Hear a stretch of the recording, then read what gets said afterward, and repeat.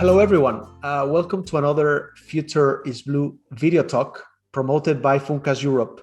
And today we're here to talk about Portugal and Spain, because these two countries have been among the first to present the so-called recovery plans that are so crucial for their recovery after the COVID crisis. And I'm joined by a great panel. So let me introduce you to Raymond Torres, Funcas Europe Director. Hello, Raymond. Hello. Thank you for joining. And let me introduce you as well to Paz Guzman Caso de los Cobos, who is a senior economist at the European Commission office in Madrid. Thank you for joining, Paz. Hola. Hello. And also, last but not least, let me introduce you to Annika Breidthardt, economic advisor at the European Commission representation in Lisbon, Portugal. Thank you for joining, Annika. Thank you for having us. Thank you. I forgot to say that Annika is joining us from Lisbon, Paz is in Madrid, and Raymond is in Madrid as well. And I guess you can tell that because there's plenty of light in their screens, and I'm getting jealous talking to them from Brussels. But let's get started. And I think what we could do first is, Raymond, perhaps you could tell us how do you see the economic situation in Spain and Portugal? Because I think things are getting better now with vaccination at great speed. But recovery is a long shot, I'm afraid. Yes, Carlos, hello everybody. And indeed, both countries are undergoing a recovery now. Both countries were very strongly hit by the pandemic. They experienced a significant decline in GDP, especially Spain, more than Portugal, but even Portugal, the cut in GDP was more than the EU average, in fact. And this is, of course, it was to be expected given the weight of tourism, the importance of tourism, which is one of the most affected activities by the pandemic, but also because of a number of structural characteristics of both countries, in particular the importance of very small enterprises. And of course, these very small enterprises had particular difficulties in sustaining the crisis.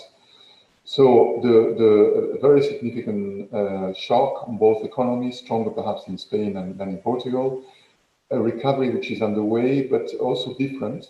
The first quarter was particularly difficult for Portugal because the restrictions were still very, very intense, whereas Spain had a quasi-liberalization period, especially since the end of February. And so the cut in GDP was less in Spain in the beginning. But both countries, one can say now, are experiencing a recovery. The indicator from the Bank of Portugal, the activity indicator shows is in positive territory. And the same in Spain is solidly already in positive territory. I think there are three factors basically in pushing up growth in both countries. The first one is the release of the over-saving which happened during the pandemic. The household saving rate had increased quite a lot during the pandemic, and now households start to spend again. The second factor has to do with tourism, especially in Portugal, where tourism perhaps is recovering perhaps faster in Portugal and Spain, but also in Spain we can see reservations, bookings, and so on going up in both countries. And the third factor, of course, has to do with expectations from the EU recovery funds. These funds are not yet there. Both countries have submitted their plans, and they both have been approved by the Commission. They are the first, in fact, to be approved by the Commission. And the money is still not there, but of course, this is playing some role in shaping up expectations, especially for investment, which is going to be a very important factor for the next few months. That said, the starting point is worse than the EU average, and also both countries are experiencing structural gaps, for example, in terms of labor markets, with both countries experiencing a very significant polarization between permanent contracts and temporary contracts, and resulting from these inequalities, social inequalities. And both countries also experiencing high public debt, especially Portugal, which entails a certain pressure from the point of view of public budgets, and not to, let's say, not to allow a significant public deficit in the present situation. And in any case, a structural problem in trying to balance the public sector accounts. And that's the case in both countries. And both countries also can benefit a lot. I mean, from the positive side, you could say that the EU recovery funds can really be transformational if well utilized for both countries in terms of closing the productivity gaps vis-à-vis the Europe and shaping up a strong recovery, sustaining it over a number of years. Thank you, Raymond. So I think indeed the expectations of this plan are huge in both Portugal and Spain. And I'm curious to know Paz, why do you think we saw such an early approval of the plan in the case of Spain? Well, the Commission, as you know, the regulation sets that the Commission has 2 months to assess the recovery and resilience plans. We got the plan from Spain on April 30th, and we had the visit of President von der Leyen to Spain, to President Pedro Sanchez, to give him the positive assessment of the Commission last Wednesday. So it's a celebration moment, passing from the planning stage to more of an implementation stage as soon as the Council approves the Spanish plan, which is due to happen in the next weeks. So I think we were able to do it quicker, maybe because we had a very significant strategic dialogue with Spain over the past months, where we have discussed component by component, and we have agreed together also on what are the milestones and targets that we will use to monitor the progress in the implementation of these reforms and investments. But for sure, the overall importance for the Commission, it has been very important to ensure that the assessment was well done and that we could translate the Spanish plan into a staff working document that we published last Wednesday, and also the Council implementing decision, which is kind of the contract that we will have with the member state, with Spain in this case, on how we're going to monitor and disperse the funds and the recovery and resilience facility. Thanks. Thank you, Paz. And in fact, I think von der Leyen was also in Lisbon just before or just after she went to Madrid. And we saw as well an early approval of the plan in the case of Portugal. So Annika, what can you tell us about that? Absolutely. In fact, I think the Portuguese authorities will have been very proud that they were the first to submit the plan out of all member states, and symbolically very important that they did this while holding the rotating council presidency, so a huge effort from the Portuguese authorities. Yes, therefore, the plan was also assessed positively as the first of all member states, and it's had very positive resonance here. But like Paz was saying, the contact we've had since the summer last year with the Portuguese authorities has been very, very close. It's been a very collaborative process, and that of course allowed us then to shorten the 2 months period that the regulation gives us to just a little bit shorter, well, about 2 weeks shorter in the case of Portugal, because we had done together such good preparative work. But maybe to add, it's a massive effort from all member states. Ultimately, we're asking them to do the effort of a 5-year budget, which we all know what the annual budget processes are like in every member state. So really chapeau to the government. Talking about efforts, I think that this was a great effort by the people working on these plans. It's impressive what they put together. But I think it's going to be even a greater effort to make them happen and to implement them. And I have here a few numbers, and I see that the plan that Spain has proposed, it has 69.5 billions in euros in grants, and in the case of Portugal, it's 16.6 billion, and of those, 13.9 billion is grants, and 2.7 it will be spent in the form of loans. So, Raymond, is it realistic to expect such a significant increase in public spending in this specific time frame? There's been problems in the past spending EU funds and not meeting the expectations. So I'm curious to know what your thoughts are in terms of whether it's realistic or not to present such an ambitious plan. I think this is very ambitious, clearly, and certainly if you look at the past, you wouldn't be overly optimistic, because indeed, especially in the case of Spain, the implementation rate has not been very high, less than 40%, depending on the indicator.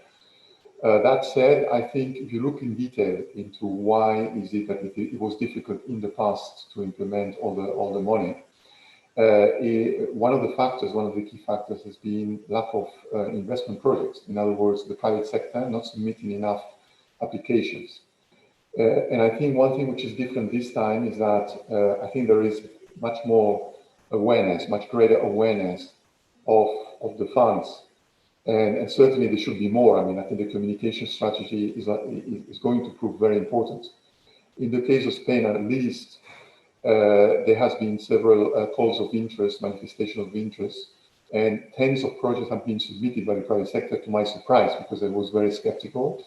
And indeed, there seems to be this, in other words, this reveals greater awareness compared to past budgetary episodes.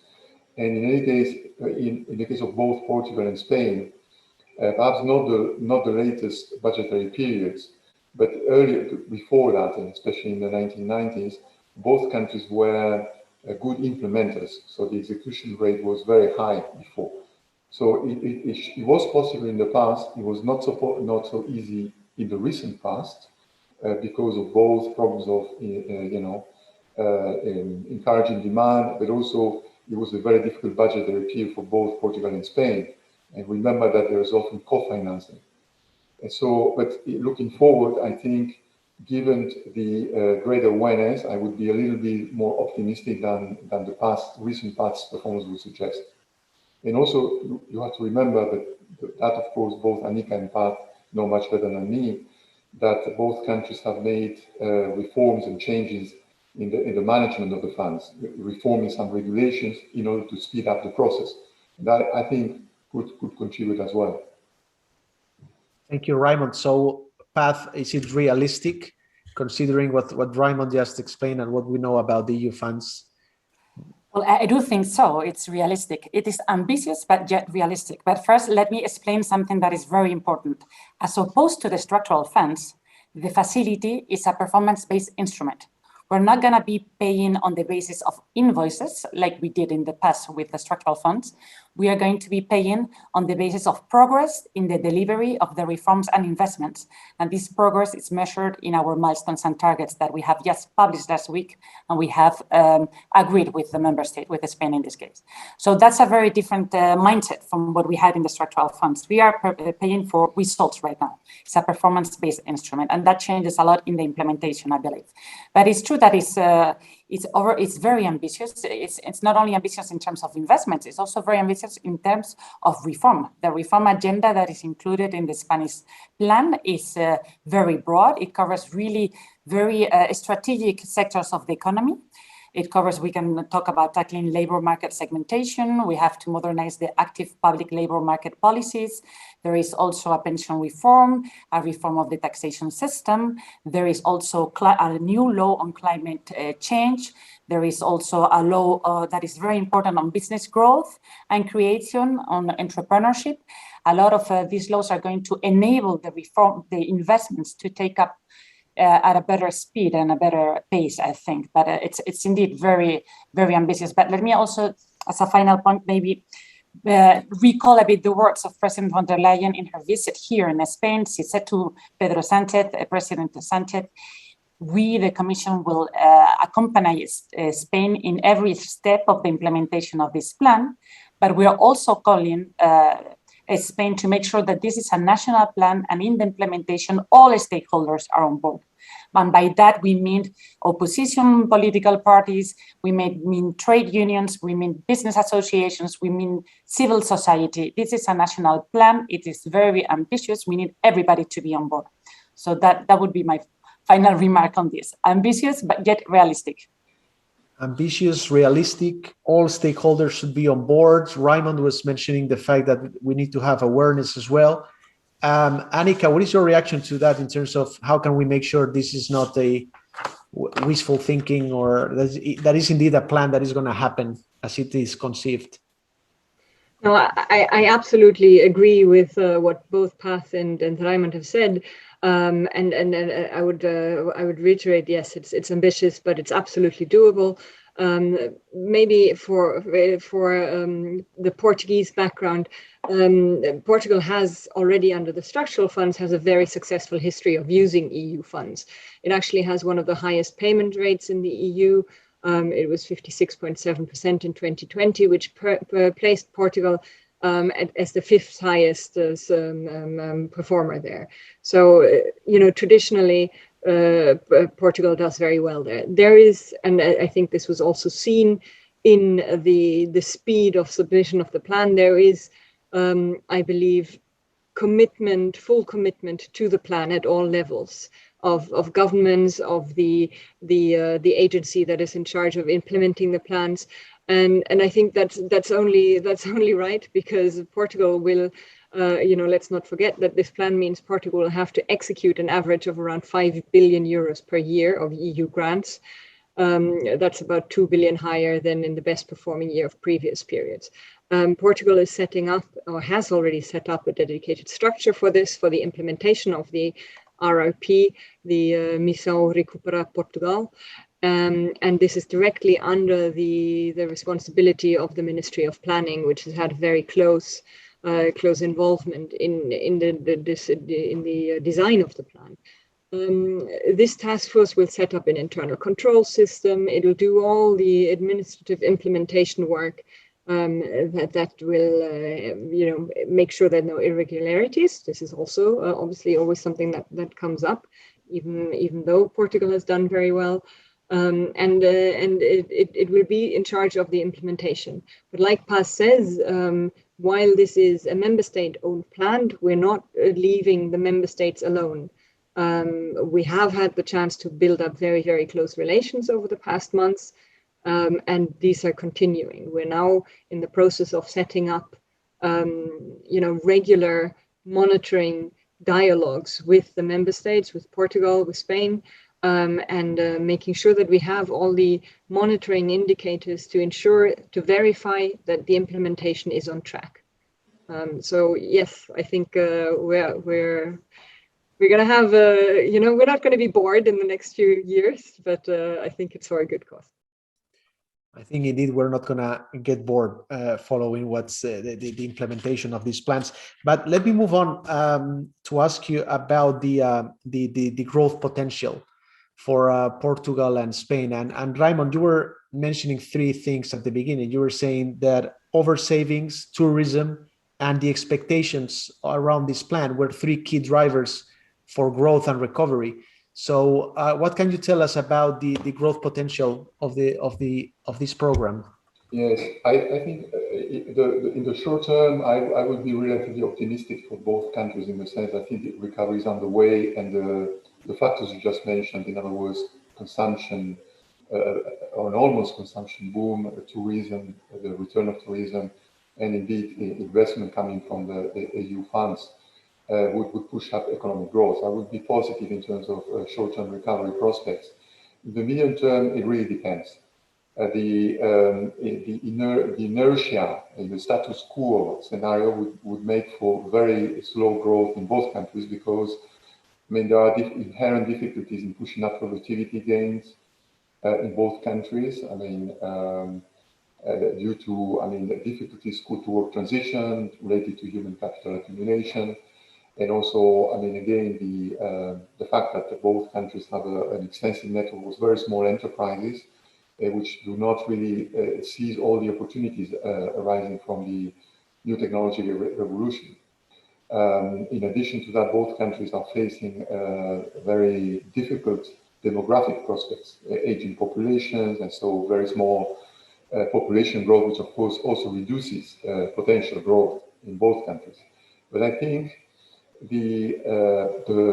this tremendous investment project, the EU's funds, the Next Generation EU, I think is a huge opportunity for both countries to speed up potential growth in the medium term, not just now, but in the medium term.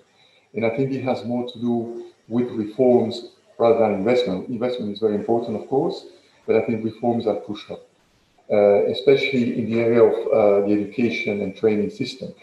I think Portugal has done some efforts in recent years I mean, you could see that in the PISA results, actually improving very fast. It has been more difficult in Spain. But I think both countries should do much more. And I think if I can identify one weak element in both EU recovery projects, would be not more emphasis, not greater emphasis on human capital. But of course, Annika and Paz know much better than me, and probably in the various components there is probably more than you could see. But certainly this is, I would say, it's an area which is absolutely crucial for both countries. And the other has to do with labor markets. Reducing the segmentation of the labor market would be also something positive, both from the point of view of productivity and therefore potential growth, but also for alleviating social inequalities. So I would identify those two areas as particularly important in seizing the opportunities of the EU project, to speed up growth, not just now, but also in the medium and longer term. So, Pat, do you agree with that reforms are key to make sure that the plan is going to trigger growth in the medium and in the long term? I completely agree with Raymond on it. I think reforms are key, and it's a key feature of the Recovery and Resilience Facility. We're not financing just investments, we're financing reforms and investments. And those reforms, we have asked member states to address the challenges that their economy and society face, and which the European Commission every year analyzes and has issued recommendations to each of the member states on how to best deal with these challenges. In the case of Spain, it of course includes how to fight labor market segmentation, as Raymond just mentioned. So I do agree that the reform part of the plan is extremely important for making this really more than just a counter-cyclical instrument that is going to increase investment for a few years. We're trying to make this a transformational moment. We're going to tackle the key challenges of the economy and transform the economy at the same time by investing also in key sectors such as green, digital, artificial intelligence, and building resilience of the economy. So I think that's clear to me. Also, in the case of Spain, I mean, the Recovery and Resilience Facility can finance up to almost 70 billion in grants, so non-refundable support. That's about almost 6% of the 2019 GDP. It's a tremendous amount of money. We have components in the plan as component 17 on research, development, and innovation that almost doubles the amount of public investment in this area in previous years. So we can see a difference there. I think it will also be important to analyze what Raymond was saying, the investment in human capital. And for that, we have had long conversations, and Spain has put forward quite a strong agenda in this area too. Spain wants to finance 135,000 new vocational training places with the RRF. And that's all the investment in human capital can, of course, change the growth potential in the long term. And also because this plan is also tackling the public sector, which is a very important actor in the economy, which regulates, but also it's part of the economy. So we're trying to also change a bit, evolve in the mentality. So we are trying to enhance the spending review system of Spain, the way we evaluate in Spain public policies. We're going to enhance the public procurement. We're going to change also insolvency laws that will help at the same time the private sector.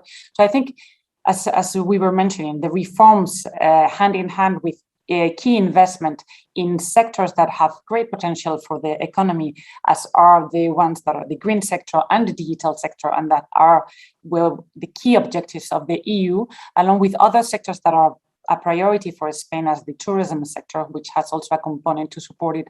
The SMEs, there is also a whole component to support the digitalization of SMEs, internalization of SMEs. So in that sense, I think the plan is set up and designed in a way to make the most out of it, if it's implemented the way it's been planned, of course. So I do think we have a great opportunity here, and I do hope that we're going to make the best use of it. Thank you, Paz. Annika, any thoughts on the growth potential of this plan for Portugal? Sure. I mean, it's quite easy just to focus on the short-term potential, and there we would I think Commission has simulated expectations that in the short term, i.e. by 2026, the plan, if implemented as it is designed, will have the opportunity, the potential to increase GDP, Portugal's GDP by 1.5 to 2.4%. That already, it's quite something. But I think with all this modeling, we mustn't forget what Paz said, the transformative nature of the reforms, which are usually not so much included in the models. And yes, the focus is really not on just getting back to normal from what we had before the crisis, but really to use this as a chance to make the European economies, and let's talk specifically about Portugal's economy, greener, more digital, and more efficient, but also fairer and more social. And I think the plan goes a long way towards doing that by combining reforms and investment. And then just to throw out that ballpark figure that Paz mentioned, the grants requested for Portugal, the 13.9 billion, that actually represents 6.5% of 2019 GDP. So like Paz also said, in the case of Spain, that's a bulk of money. Now, Portugal has done quite cleverly structuring its plan around the 3 pillars of green, digital, and resilience. And I think with the issues that Raymond has already addressed are kind of addressed across these 3 pillars. So if we're looking at the low-skilled workforce, the low, which leads to low productivity in the long run, there's hardly any component in that plan that doesn't include some kind of training element or vocational training. A lot goes into education. In fact, the project that the President von der Leyen visited when she gave the positive approval last week of the plan was an early, primary, secondary school center where kids can go with their school for a whole week, but it's also open to the public, and they can learn science and technology and digital training by doing. And I spent hours there because I was fascinated and I learned things.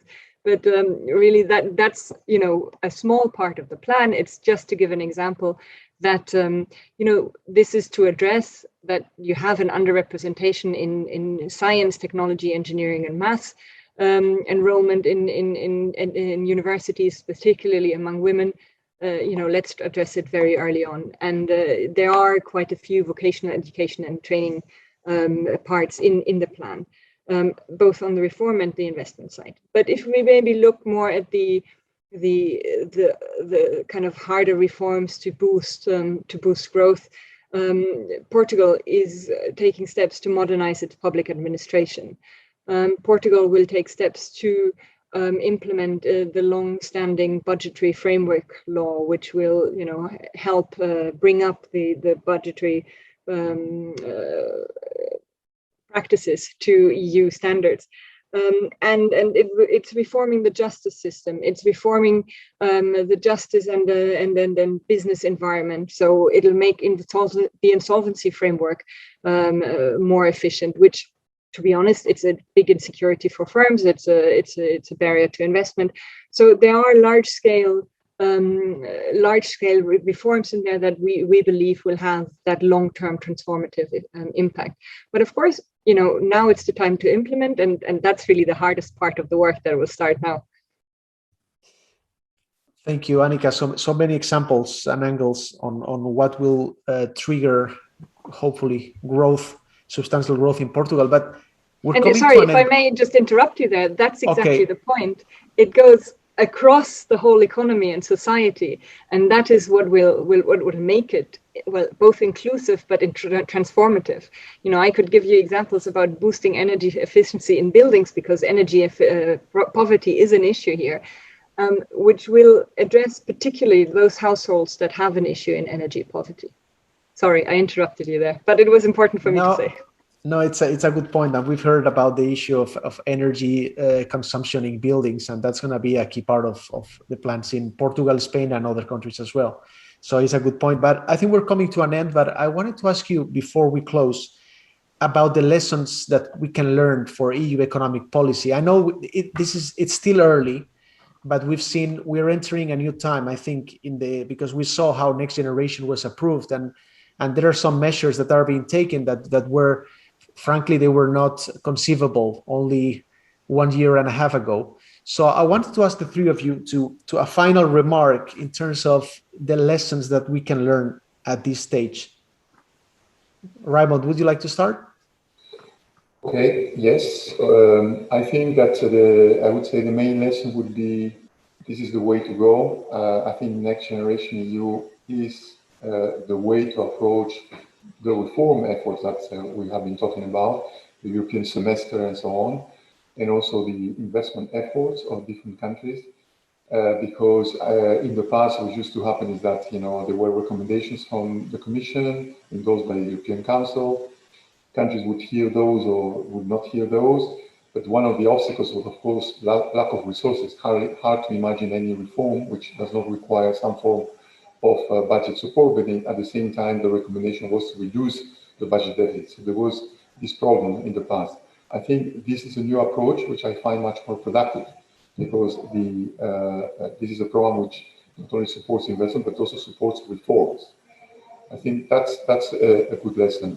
That's from the positive side. From the negative side, I would say that despite all these, we still lack a fiscal stabilization mechanism. I think the Next Generation EU serves, I think it's a very good example of a transformative projects, transformative policy of Europe. But for short-term fluctuation in activity, basically countries are left with their own budgets. And given the different budget positions, this is still a major problem, especially if there is a new recession, which I hope not. We'll see what happens with inflation prospects and so on. So Europe still has missing, a fiscal stabilization mechanism at the moment. I think that's if I may, that's a great point, because some of the critics say that this is not in fact to fight COVID, but rather it's supporting the economies in the long term, and member states were dealing with the closure of companies and with unemployment in their own. It's a good point. But Paz, go ahead. What is the main lesson we can learn? Well, I agree with what Raymond has said. I would add to that maybe that. Of course, EU coordinated action is always better than individual member states having their own action. It's always better in political terms, as we were saying, the feeling of belonging to Europe, the feeling of making sure that we can all feel now what is European solidarity after such a devastating pandemic. So I think that has been a lesson learned for me, how Europe can react so quickly. I mean, it's just incredible. We were out of the pandemic in March last year, and then 3 months later, the Council was approving the SURE program to finance short-term job schemes all over Europe, and other programs to finance liquidity for SMEs all over Europe. I mean, it was just amazing. The response was very, very quick. And but as I go back to coordinated action, it's interesting to see that the fact that all member states are brought up, it has an impact not only for Spain and Portugal, as we're seeing right now, but also those member states that are receiving less of a grant under this facility, they will benefit from the fact that these member states are doing well. This is what we call spillover effects, right? So that for us is very important, that we always introduce the angle of how the internal market in Europe is doing and thriving, when we include collective action, as we have included on the Next Generation EU. So that's the point I wanted to make, the solidarity at the level of EU and the spillover effects that we have, or that we will hopefully very soon witness. Collective action, solidarity, speed of response, which I think it was remarkable this time, looking back at the financial crisis and what has been done in a year and a half. It's remarkable. Annika, a final thought on the lessons we can learn out of this crisis management and this new program. That's a tough act to follow from what both Raymond and Paz have already said. I'll give it my best, even though I think that's really a question that I too would like to ask our political leaders. But I'll give it a shot. I think a few things that are important. Paz already said that this recovery and resilience facility, it's not the short-term answer to get us out of COVID. For that, we had other measures. We had SURE, the unemployment insurance scheme. We had the activation, first time ever, of the general escape clause, which kind of put out of on hold the fiscal rules. We had a state aid mechanism to speed up state aid approvals exactly for the companies that were suffering. We had this coronavirus response instrument, but RRF, the facility, it's really our medium-term answer. Just to say that, and maybe to add to that, because the one criticism is always that the EU's response, even though it was so much faster, was still a lot smaller than in the US. Well, if you take all these different measures together, it actually turns out that the EU investment in the recovery accounts for 18% of the EU GDP, whereas the US, and not all measures there have even been adopted, they've just been proposed, accounts for about 20. So well done, EU. What does that? You've got to say it, because usually everything is only criticism. What does that mean for us? I think where there is a will, there is a way. This crisis has absolutely shown it.